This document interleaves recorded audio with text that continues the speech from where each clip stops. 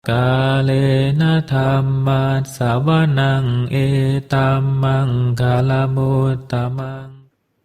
Part 7b. Hidup senang, mati tenang. Sumber, kumpulan artikel dan ceramah Ajahn Brahm. Narasumber, Ajahn Brahm. Penghimpun, Handaka Wijayananda. Penerjemah Chuang. Penyunting, Handaka Wijayananda. Ehipasiko Foundation. Cetakan pertama, Februari 2009. Bab 10. Berlatih di dunia ini. Lanjutan. Yang layak dipuji. Kebajikan itu layak dipuji. Meditasi yang baik itu pantas dipuji.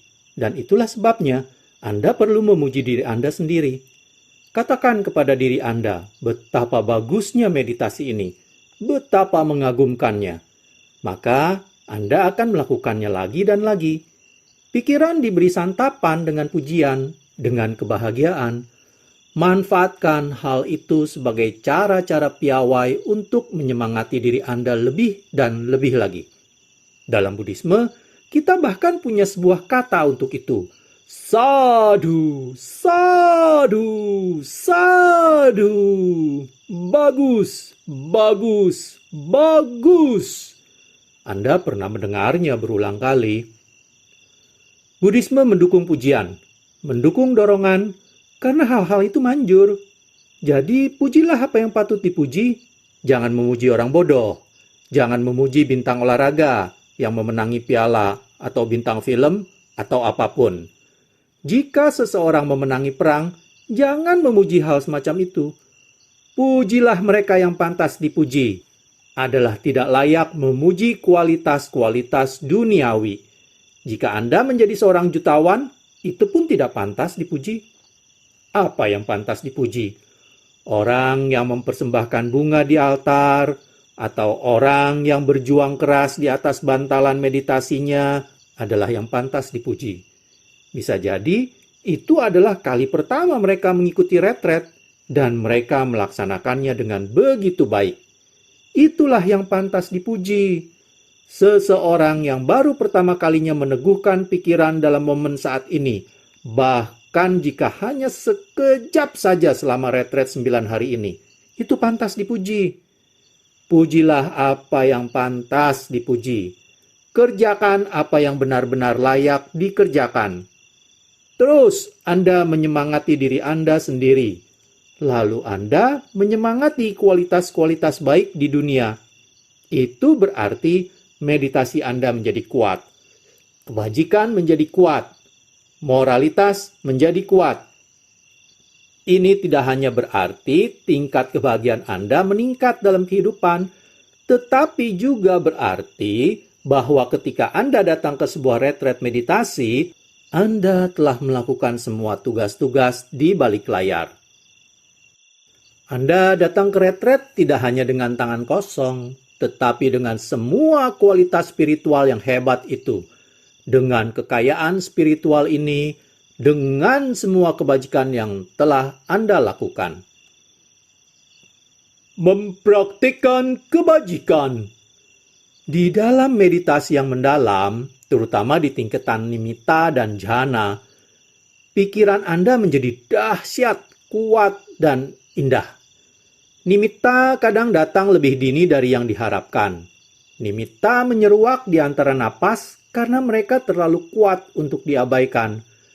Tetapi, jika nimitta tidak muncul, atau ketika muncul nimitta sangat lemah, itu berarti pikiran Anda tidak cukup murni, tidak cukup kuat.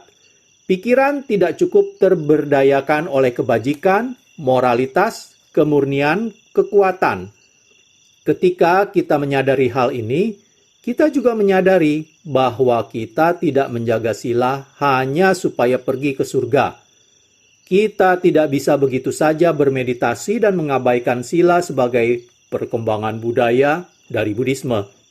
Anda tidak menjaga sila karena memang itulah yang dikatakan dalam naskah-naskah suci, atau karena seorang biku bilang begitu. Anda dapat melihat langsung bahwa salah satu alasan mengapa Anda harus menjaga sila dan untuk bisa berhasil dalam meditasi Anda. Ketika Anda melihat langsung kaitannya, Anda juga melihat pentingnya tidak hanya menjaga sila, tetapi juga pentingnya untuk tidak melanggar sila. Lawan dari membunuh adalah menolong orang, menyelamatkan nyawa orang, dan meredakan rasa sakit mereka dengan merawat mereka. Belas kasih adalah lawan dari pembunuhan. Lawan dari mencuri adalah kemurahan hati.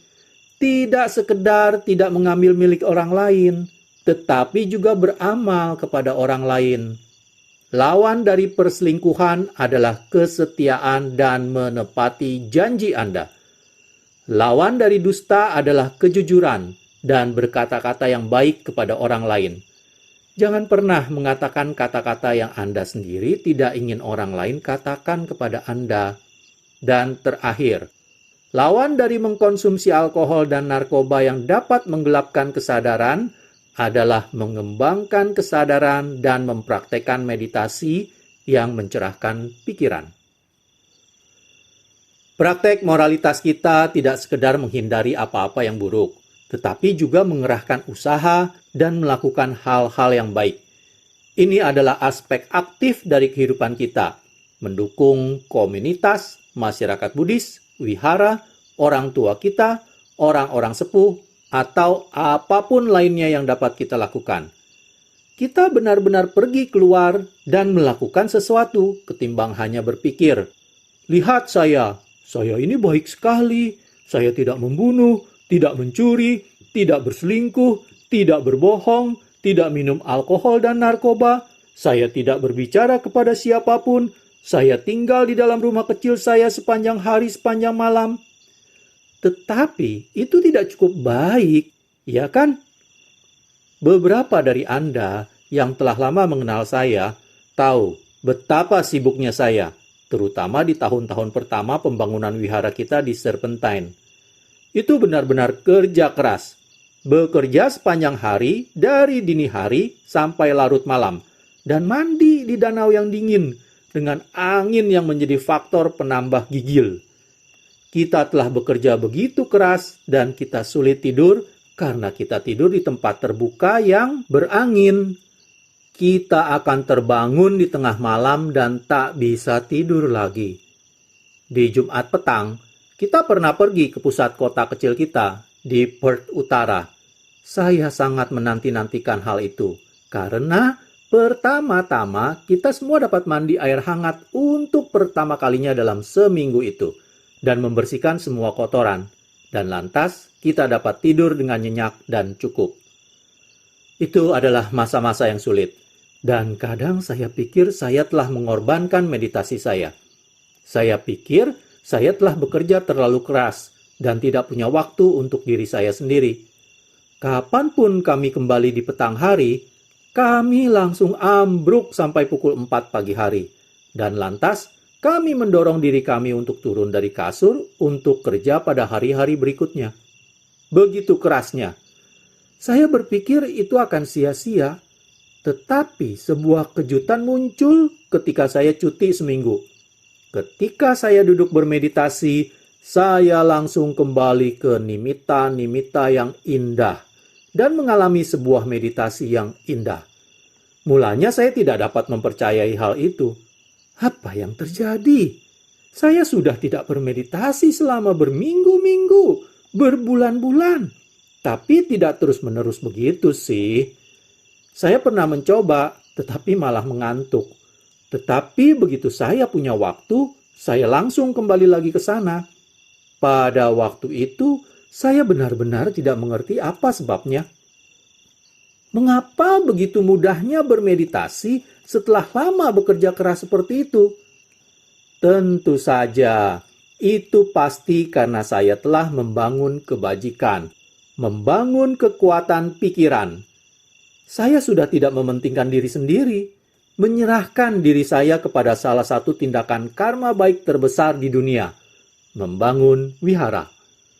Itu adalah sebuah tindakan karma baik yang sangat besar. Saya benar-benar telah membantu, dan saya mengabdikan seluruh daya upaya saya. Saya juga telah membuat karma baik yang besar. Jadi ketika saya berhenti bekerja, pikiran yang indah itu muncul dan menghambur begitu saja ke dalam kesadaran saya. Kemudian saya menyadari, sebagaimana telah saya sadari banyak kali sesudahnya, bahwa Anda tidak kehilangan apapun dengan beramal kepada pihak lain. Itu bukan seperti Anda kehilangan energi. Anda malahan mendapatkan lebih banyak energi. Kadang orang-orang berkata, Hajan Bram bekerja begitu keras pada retret dan memberikan 2 ceramah sehari, serta mengadakan semua wawancara. Jika Anda menghitung berapa banyak waktu yang saya berikan, pada kenyataannya itu benar-benar panjang. Sesungguhnya dalam dunia kerja, barangkali Anda tidak akan diminta bekerja sebanyak itu. Meskipun begitu, saya mendapatkan banyak kebahagiaan darinya. Jika Anda mendapatkan kebahagiaan, maka itu adalah karma baik. Dan kapanpun Anda berhenti darinya, Anda masuk ke dalam sebuah tempat yang indah. Saya senang melakukan retret-retret ini. Itu adalah liburan saya, karena saya mendapatkan meditasi yang indah.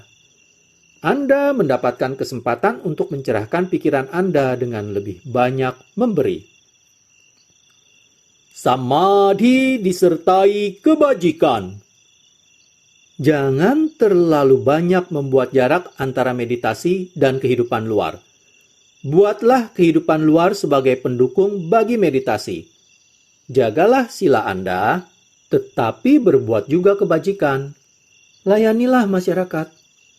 Lantas, mulailah mengamati napas dan Anda akan temukan keadaan pikiran yang indah ini akan datang menghampiri. Begitu murninya, begitu mengilhami. Wow, ini sungguh menyenangkan. Dari mana asalnya? Asalnya dari semua ketidakegoisan itu, semua kedermawanan itu, semua kebersihan hati itu. Buddha berkata bahwa meditasi samadhi bila diperkuat dan disertai oleh kebajikan adalah buah yang hebat, sebuah manfaat besar. Anda dapat memahami bahwa ketika kebajikan ada di balik meditasi Anda dan kebaikan menjadi kuat, maka kebijaksanaan muncul dari samadhi. Inilah praktek yang diberdayakan oleh kebijaksanaan, yang menuntun pada penghancuran dari pikiran yang melimpah dan kotoran batin, kebodohan batin, dan hayalan.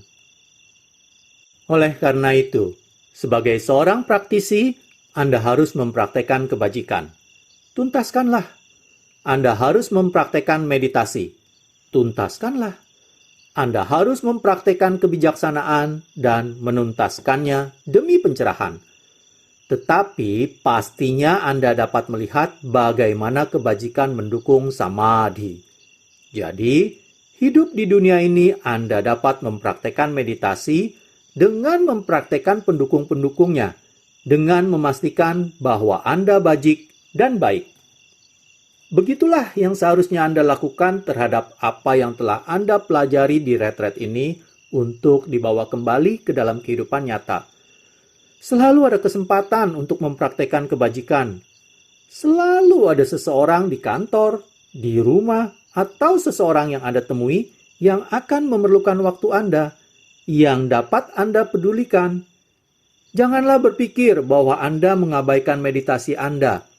Apa yang Anda perbuat adalah membangun penopang bagi meditasi, membangun penopang bagi kebebasan, membangun penopang bagi nibbana. Buddha berkata bahwa bahkan para biku dan bikuni seharusnya tidak menyia-nyiakan kesempatan untuk membuat jasa, untuk membuat punya. Saat pertama kali saya mendengar hal itu, saya terperangah.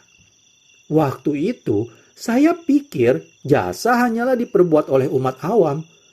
Saya pikir Buddhisme tradisional, pergi ke wihara, memberi dana, menjalani 5 sila, dan melafal parita adalah urusan umat awam. Tetapi itu juga urusan para biku. Itu urusan semua orang. Hal itu memberdayakan pikiran, dan Anda akan menemukan buah-buah darinya ketika Anda melaksanakan meditasi Anda. Dalam retret-retret seperti ini, Anda melihat gambaran besarnya. Anda melihat bagaimana semua meditasi ini, semua kebajikan ini menuntun kepada kebijaksanaan, kepada pandangan cerah, dan betapa hal itu menuntun kepada kebebasan sejati. Hal itu menuntun kepada pembebasan dari kotoran batin, pembebasan dari asawa, limbah pikiran, pembebasan dari kelahiran berulang, dan akhir dari sangsara. Apakah Anda seorang biku atau umat awam? Sekali Anda melihat masalahnya, sekali Anda melihat apa yang sesungguhnya terjadi, maka Anda melihat di mana kebenaran, kebahagiaan, dan kebebasan itu sesungguhnya berada. Tibalah masa ketika Anda tidak akan pernah dapat lagi melupakan ajaran-ajaran ini. Suatu masa ketika Anda benar-benar tidak dapat membuang mereka. Mereka terus datang kembali, lagi dan lagi dan lagi.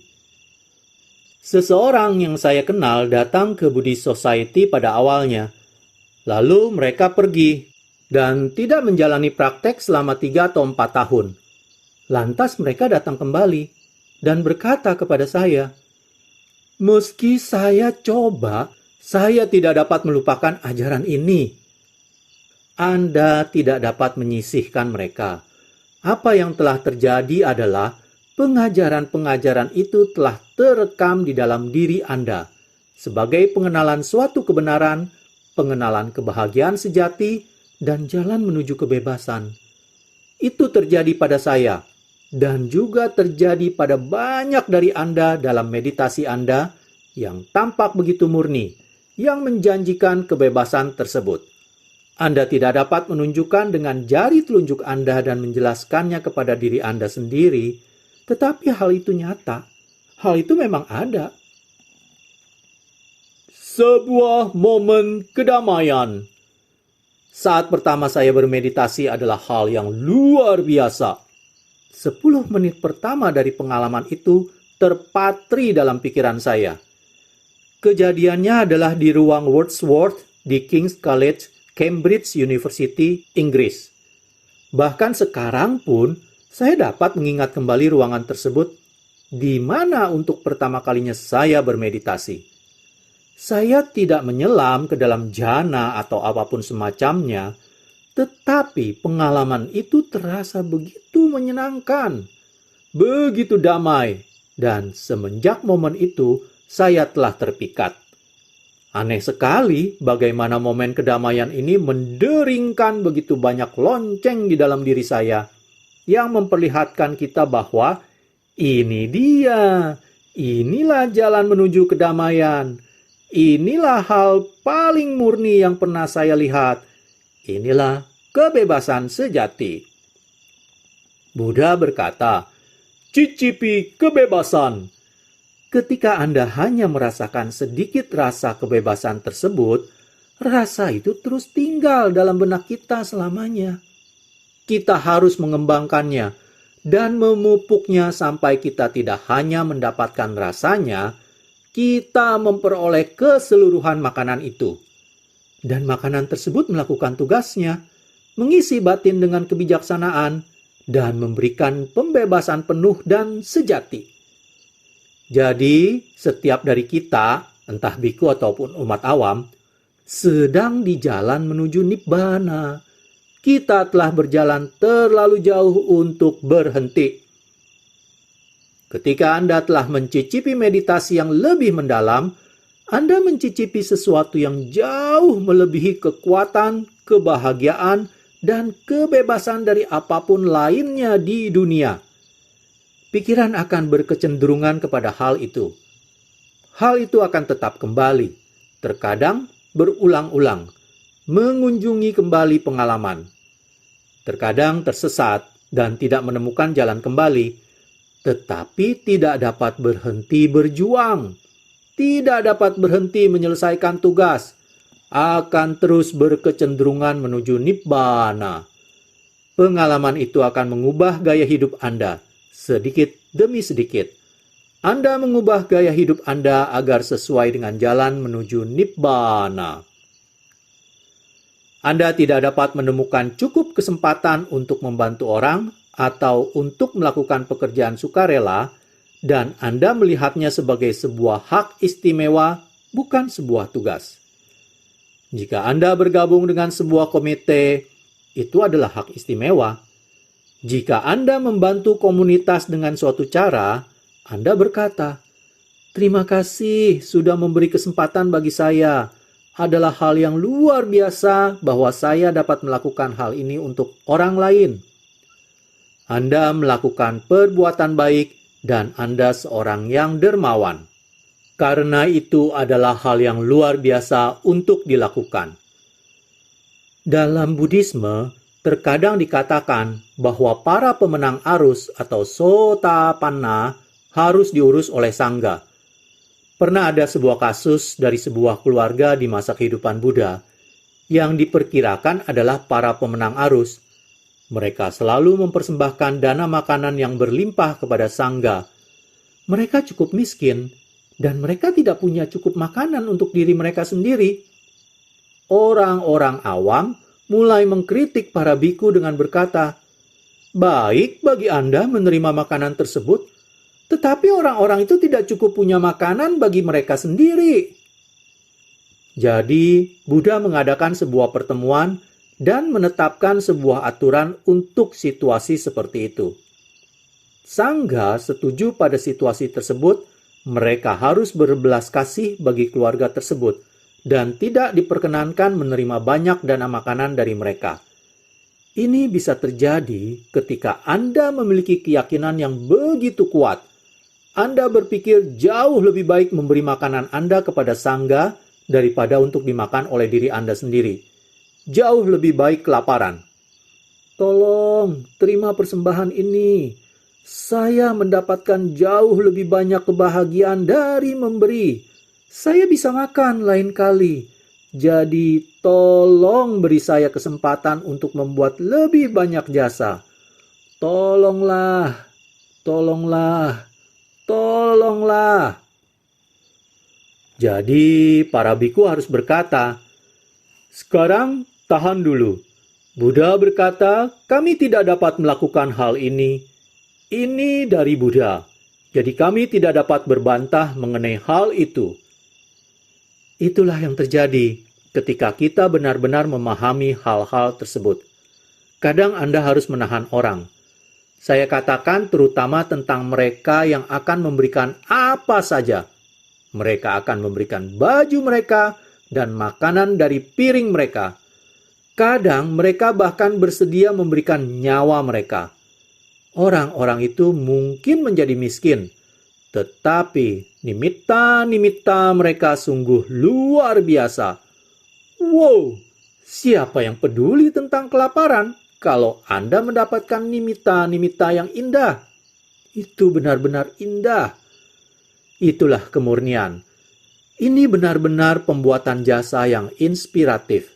Dan kita perlu terinspirasi seperti itu ketika kita menyelam ke dalam jana-jana. Emosi-emosi inspirasional. Jangan takut terhadap emosi-emosi inspirasional.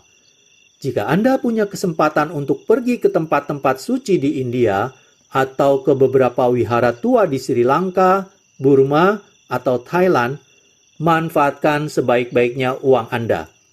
Beradalah di sana dan kuras air mata Anda. Sungguh-sungguhlah terinspirasi. Bayangkan Buddha duduk di sana. Bayangkan Ajahn Chah mengajar kepada para biku di hutan pada zaman dahulu. Biarkan piti, sukacita, datang melalui seluruh tubuh dan mengenjalari tubuh Anda. Anda menjadi begitu terilhami. Dewasa ini orang tidak tahu bagaimana secara benar terlarut dalam emosi-emosi positif, inspirasi, sukacita, dan keyakinan. Mereka disebut kekuatan, kemampuan kendali, dan merekalah yang benar-benar membuat meditasi melaju terus. Inilah jalur cepat menuju pencerahan. Jadi pergilah ke tempat-tempat tersebut dan dapatkan sukacita, dapatkan inspirasi.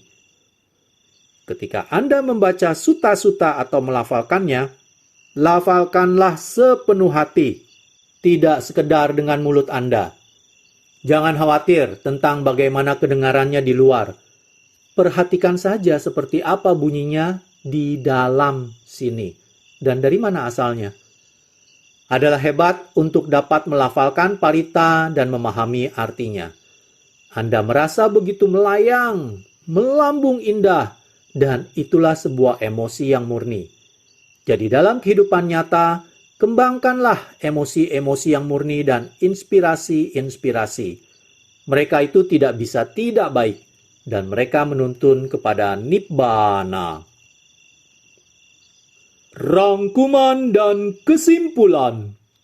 Jadi, inilah beberapa latihan yang dapat Anda lakukan dalam kehidupan nyata. Anda dapat melakukan latihan-latihan tersebut setiap waktu. Terutamanya, ada begitu banyak kesempatan untuk melakukan 2 tahap awal dari meditasi. Kesadaran momen saat ini dan keheningan. Ketika Anda sedang bekerja di meja kerja Anda, praktekkan kesadaran momen saat ini. Bekerjalah dengan hening. Anda akan menyelesaikan lebih banyak pekerjaan.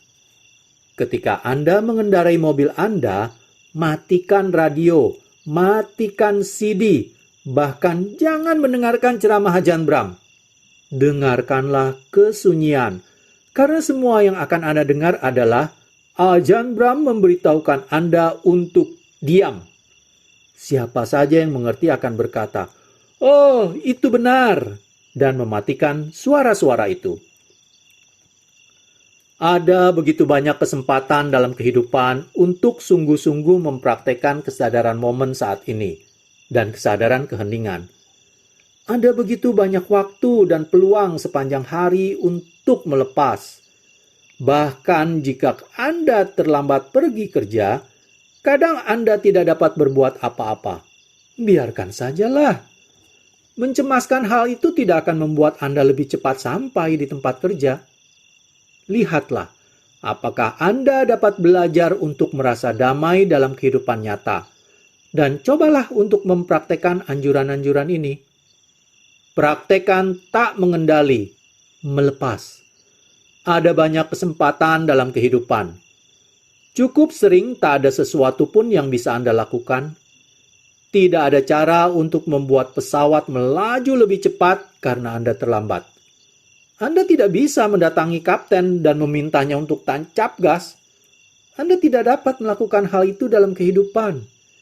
Itulah sebabnya Anda mesti melepas. Kita semua harus melepaskan beberapa hal dalam kehidupan. Jadi sebaiknya kita mulai saja dari sekarang. Anda telah banyak belajar tentang bagaimana melepas dalam retret meditasi ini.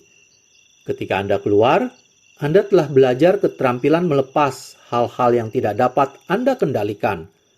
Anda telah melakukan itu selama retret. Jadi sekarang, Anda dapat melakukannya. Itu benar-benar menolong Anda di dunia luar sana. Hal-hal yang Anda tidak bisa apa-apakan, lepaskan saja. Jika itu adalah suami Anda atau istri Anda, jika Anda tidak dapat berbuat apapun terhadap mereka, biarkan saja apa adanya.